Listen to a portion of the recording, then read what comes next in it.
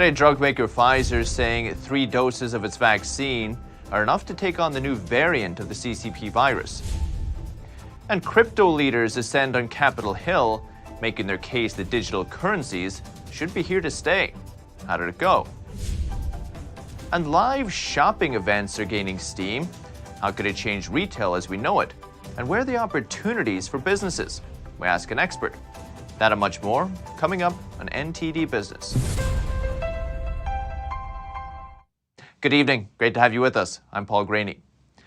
Pfizer shares fell slightly today despite announcing 3 doses of its COVID-19 vaccine are enough to tackle the Omicron variant. Released lab studies about the variant today. It says 2 doses of the vaccine doesn't give sufficient protection against the Omicron strain, but 3 does. Pfizer is also developing a specific vaccine for Omicron that's expected to be available by March. Pfizer expects its COVID-19 vaccine sales to hit $36 billion this year. And a Canadian company is developing a new plant-based vaccine. It says initial results are promising, so now it's seeking approval from regulators. NTD's Colin Fredrickson has more.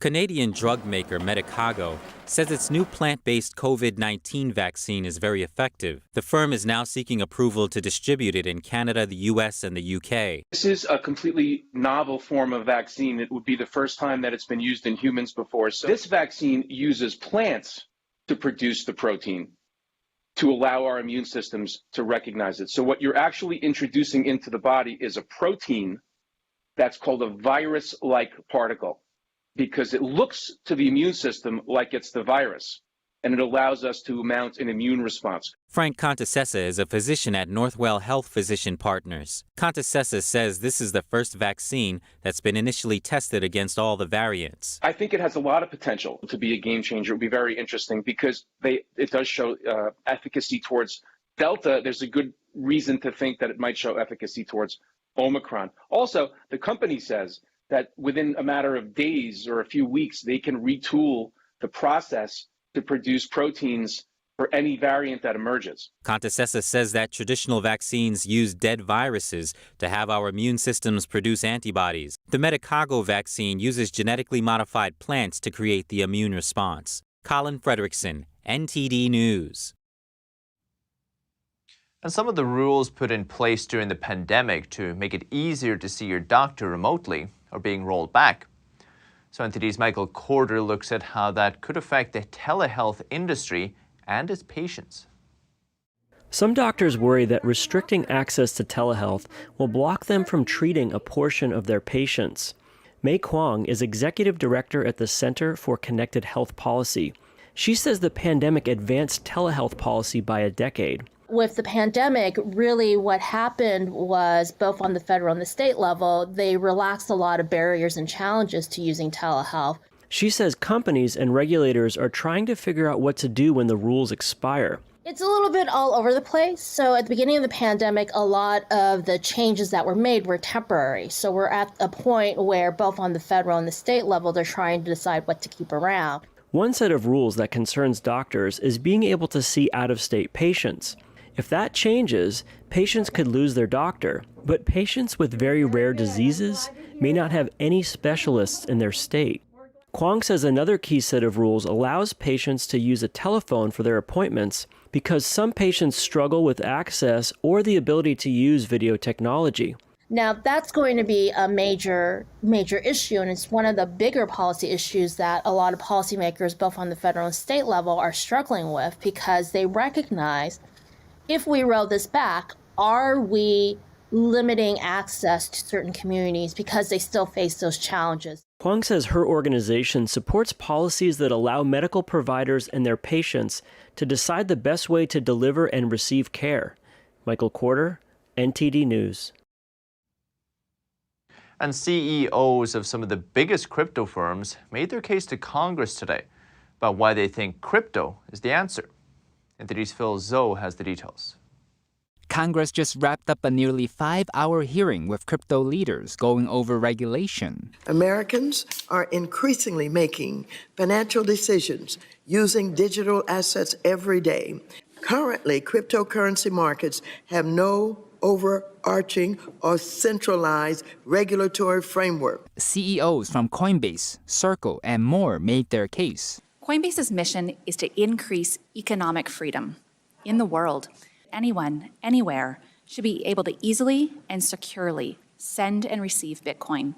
Circle's mission is to raise global economic prosperity through the frictionless exchange of financial value. One concern is the large amount of energy consumption that crypto takes. Tied to the computing power needed to mine some of the coins, which can rival the energy needs of entire countries like Sweden or Argentina. Around 40 lawmakers chimed in on the debate. Some were in support of crypto and wanted to stay in the U.S. We should embrace it, we should understand it, and we should be the international leaders in this space. How do we make sure, as American policymakers, that this cryptocurrency revolution, this technology revolution, happens in the U.S. and not overseas? The committee says it will continue looking into how crypto will impact the lives of Americans and the financial system. Phil Zhou, NTD News. So joining us is Brent Johnson, CEO of Santiago Capital. Brent, great to see you. Thanks for coming on. Yeah, thanks for the invite. Nice to talk to you again. Brent, we see a lot of people in the crypto community, on Twitter at least, quite happy with today's hearing and the response from the lawmakers. A few even a little bit surprised how positive they were. What are your feelings? How important is it for the crypto community to get into the government's good books, and how do you see this regulatory environment playing out? Well, first of all, I think it's extremely important for them to get into the government's good books, so to speak. It's important to get the politicians and the leaders in the legislature to buy into what they're trying to do, because I'm one of the few people out here, or I shouldn't say that, maybe I'm not one of the few, but I'm of the belief that in order to get wider adoption, there does need to be a stronger regulatory framework. And I think laws need to be passed both in favor of it, but also to a certain extent clamping down on some of the activities in order to get greater buy-in. Now, what I think is really interesting about it is, in some ways, crypto was started in order to escape all of this nonsense, right? And to get outside of the system, so to speak. So it's a little bit of a double-edged sword here. It's going to be really interesting to see the way it plays out. What are the couple of paths that you think we could likely go down? Well, I think it's become pretty clear to me and many other people that I know and that kind of follow, crypto, not just in the United States, but globally, is that, this is a big, big area. It's growing incredibly fast, and anywhere where people are making money, you're going to find others are going to be attracted to it. And along with money comes power. And once you get enough power, you start running into conflict with the other power, which is typically the government, right? And so I think that the government is going to have to regulate this to a certain extent in order to protect investors, but also to protect themselves, quite honestly. They have a system of doing things that they're going to want to protect. And to a certain extent, as I alluded to earlier, crypto kind of eludes that or gets around some of that. And so I think they're going to need to do some stuff to kind of protect their institutionalized way of thinking. Now, some people may not want that, right? Some people may want to stay outside the government's ability to influence it. And so I think there's going to be a battle. Long way. I guess to really summarize my view on it is I don't think that the battle between government and crypto has really started yet. Some people feel that if the government were to embrace crypto, it may help them to compete against places like China, where they're all but banned it. Others say, like you mentioned, it's a threat to the government's power. Yes. It's a private currency competing. Well, what are your views? Well, I think this is not just a U.S. thing, as you alluded to. It's kind of a global thing. But what's interesting is, as I mentioned, it's gotten popular and power goes with it. To a certain extent, the governments are now trying to co-opt that power. They're going to start launching their own central bank digital currencies, right? They're faster, they're quicker, they're more efficient. They can be targeted, and so. To a certain extent, I think the governments are going to try to use that power that they've discovered for their own advantage. Now, In some ways, that will legitimize its use and make it then more palatable to the masses. So in that case, it could be very good for crypto. But I think when they do that, when they launch their own digital coins, central bank digital coins, they're not going to want competition. Government hates competition. And so it'll be really interesting to see how this plays out with stable coins. If the Fed comes out and issues a dollar stable coin, they're not going to want another dollar stable coin, competing with them. I think the same thing goes for the Chinese digital yuan. The Central Bank of Europe will likely issue one. Bank of England will likely issue. I think this is coming. I think the genie's kind of been let out of the bottle. It's too big to put back in. So I think the government is going to, kind of move in on that turf and kind of monopolize it itself. Now, I would like to say that I don't necessarily support that. I just think that that's what's going to happen. The battle is just beginning. Brent Johnson. The battle is just beginning. Brent Johnson, Santiago Capital. Appreciate it. Thank you. Thanks for having me. It wasn't discussed in great detail at today's crypto hearing, but the energy it takes to facilitate cryptocurrency ledgers has been a contentious point recently. Some call it energy intensive. Now, cryptocurrency miners have taken a backseat in Iceland. Iceland's national electric company is slashing the amount of power for certain industries, including aluminum smelting and Bitcoin mining. The company says new requests for power to mine Bitcoin will be turned away entirely, effective immediately. A spokesperson said it's because of problems at a power station, issues accessing energy from an outside supplier, and low hydro reservoir levels. Bitcoin mining is popular in Iceland because of its abundant geothermal energy, which provides a cheap source of renewable energy. And then in the United States, energy prices have fallen recently. Good news for American pockets if it keeps up. Both gas at the pump and natural gas prices coming down a bit. AAA says the national average for regular unleaded fell to $3.35 a gallon Tuesday. That's a 7-week low. Home heating costs could also be coming down. Natural gas futures plunging more than 11% Monday. Its worst day in nearly 3 years. They're up a little since though. High energy prices have been a key driver of the 31-year high in consumer price inflation. And while businesses cope with rising prices, they're also short on talent. Job openings have rebounded to a near record high, with the Labor Department saying openings rose by 430,000 to 11 million on the last day of October. That's the second highest reading in history. At the same time, fewer people quit their jobs.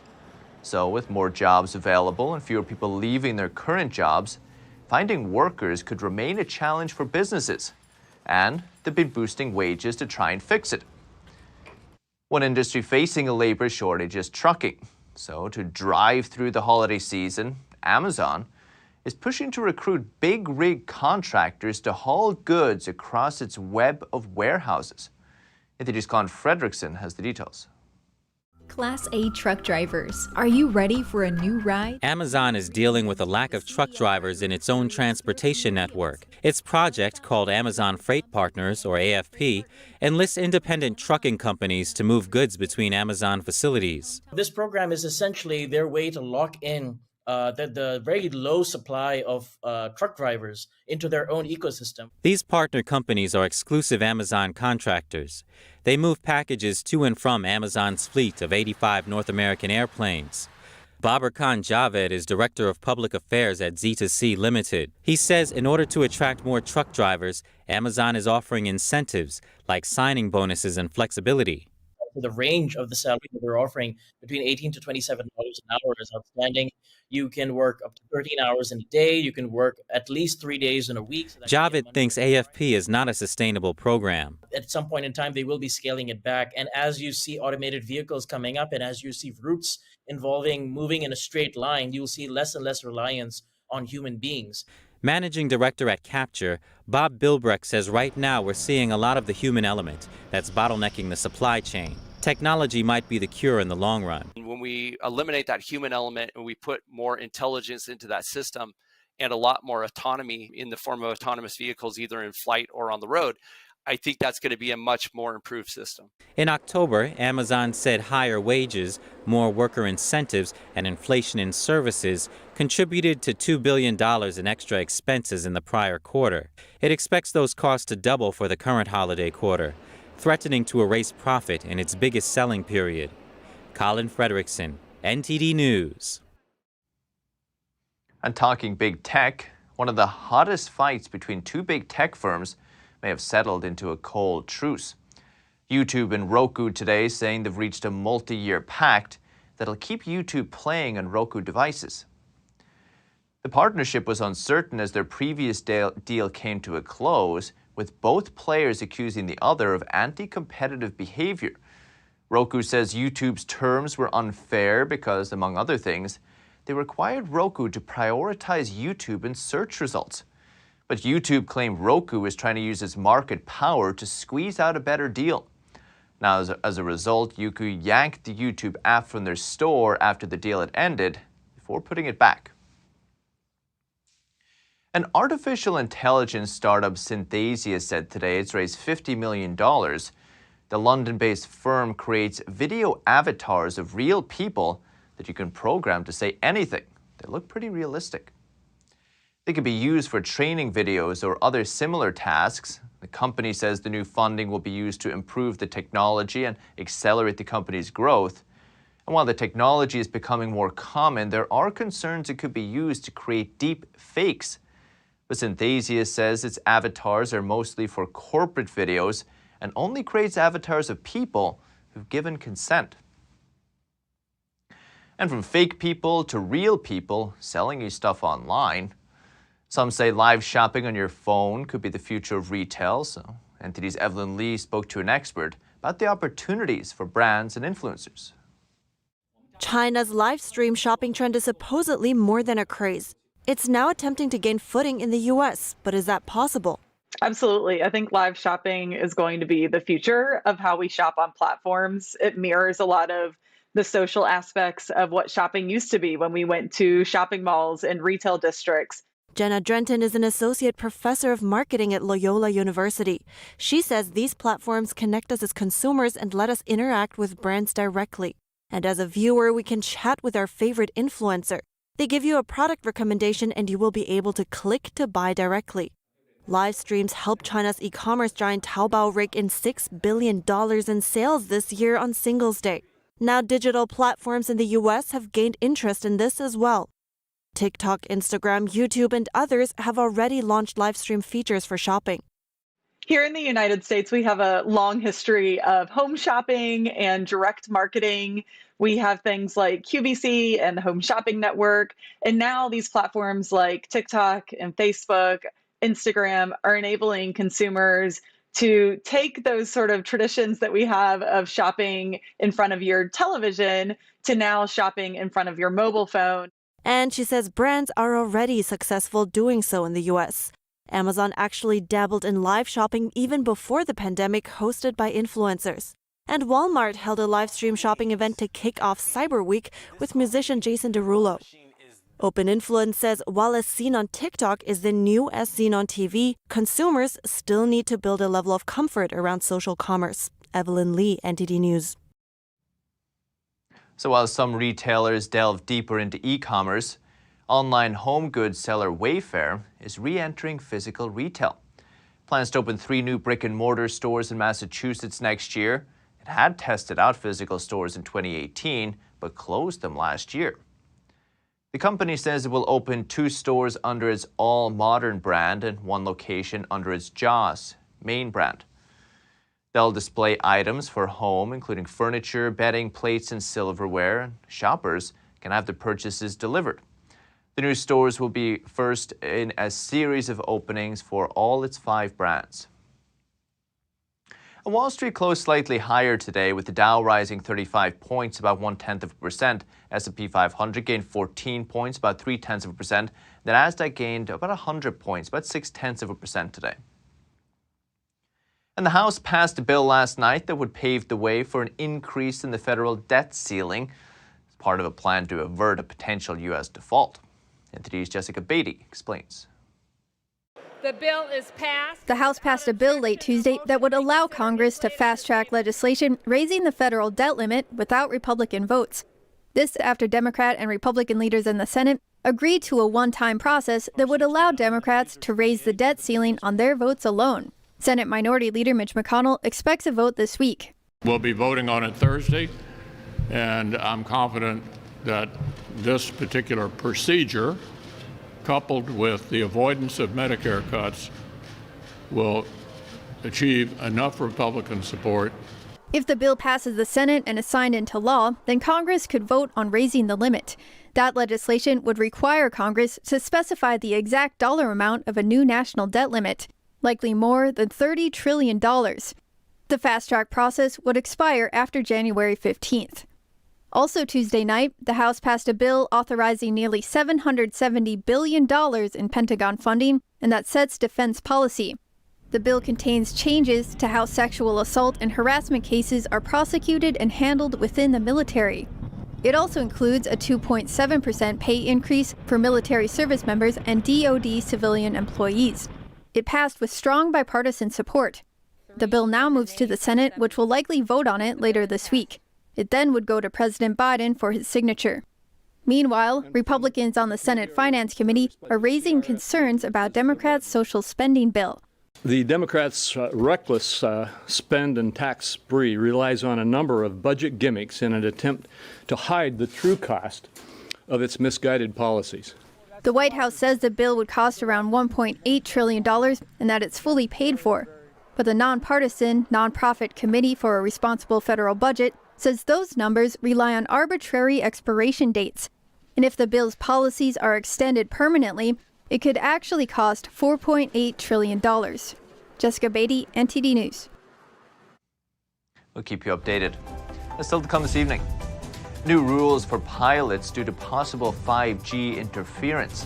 Officials saying the networks could disrupt navigation and cause problems. And a community in Brazil turns to urban gardening for social and economic change, providing relief for hungry families. That and much more coming up on NTD Business.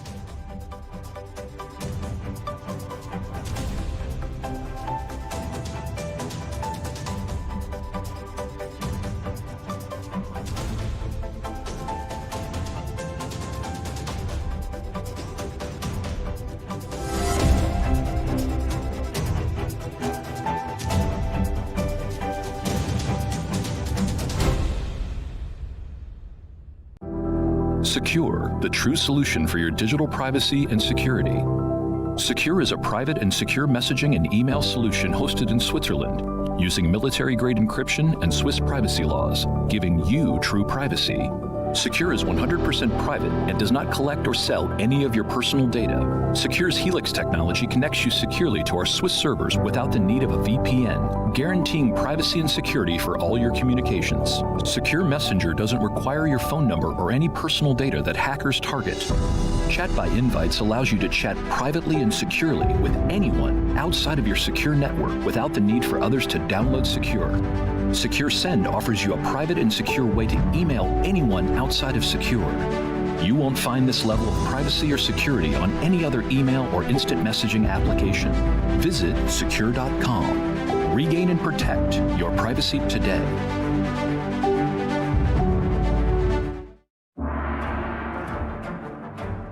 You are not just watching a performance.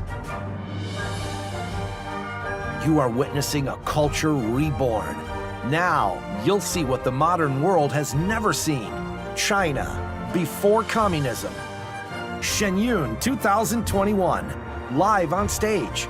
Get tickets now at shenyun.com.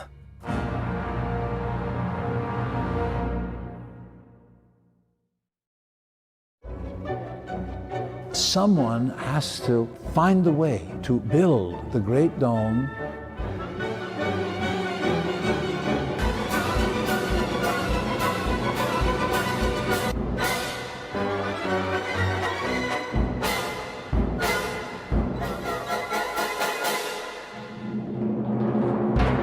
Completely new, completely original.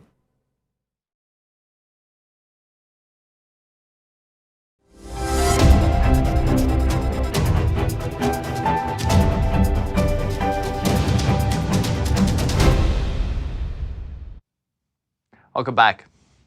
Last year, Elon Musk made a pledge to, quote, own no home. And now he's fulfilled that pledge, selling his 16,000 square foot California mansion. The property was sold to an unidentified buyer for $30 million after listing it for over $37 million back in June. The lavish, historic mansion was built over 100 years ago by a French nobleman who married a California heiress. Musk purchased the home for over $23 million back in 2017. And the Federal Aviation Administration has some new rules for pilots. They'll be banned from using automatic landing systems at low altitudes because of possible 5G interference. FAA officials say the networks could disrupt navigation and cause flight diversions. The FAA plans to issue more specific information to identify which airports will be affected by the restrictions. The wireless industry had initially planned to turn on the 5G antennas this month, but the rollout was postponed until January after airline industry concerns about possible interference. And residents of a Brazil ghetto have turned to urban gardening as a tool for social and economic change. The move has provided relief during the pandemic as the country endures an economic crisis. NTD's Andrew Thomas reports. Unlike most favelas or ghettos in Brazil's Rio de Janeiro, the Promised Land is a rural island in the urban landscape. Houses here have space for crops and backyards. People look for a house in the green area, and that brings back the culture of crops because favelas grow and you end up with no space left. So there was no more space to plant anything. Having space also helped this gardening movement in the community. In 2011, Ana Santos and other residents founded an organization called Mercy Valley Integration Center. In 2018, they had the idea of using urban agriculture to preserve the surrounding environment, while providing food security for those in need. Santos organizes a food aid chain that helps 200 families from surrounding favelas. We bring urban agriculture focused on production and quantity rather than for survival only. With 13 houses having garden crops, residents also share their harvest. All excess produce is shared with nearby communities. Manuel Souza plants pumpkins, potatoes, sugarcane, tomatoes, spices, and okra. We've shared many seedlings with other people. That's the best part, to share with your brothers so everyone has something. According to the Brazilian Network of Food Security Research, the community crops are crucial during the pandemic. An economic crisis continues in Brazil, leaving millions hungry. Andrew Thomas, NTD News. And that's the latest business updates for today, but you can still catch NTD Evening News, so it's with Stephanie Cox at 6:30 p.m. Eastern. For NTD Business, it's all for today. Thank you for watching. We'll see you tomorrow.